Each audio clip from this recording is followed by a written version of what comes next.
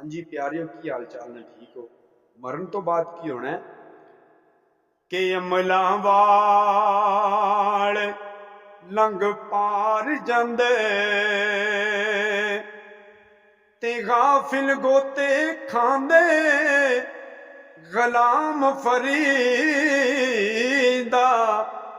ओ नहीं डुबण देंदे ते कामिल पीर जिनां दे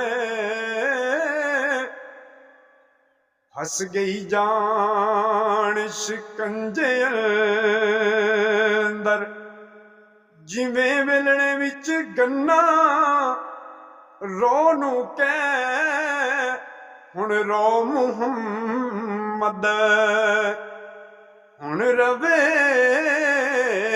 ते मन्ना।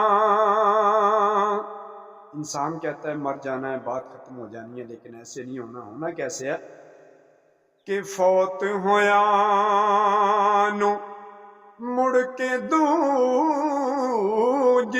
वारी जिंदा करसी रोज क़यामत वाले हर कोई लिखे परसी।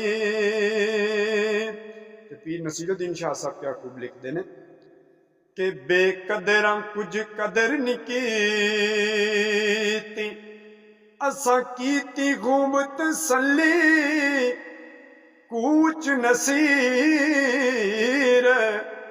असां जद कीती पै जानी तड़े तली। वीडियो चंगी लगे तो चैनल में जरूर सब्सक्राइब करें।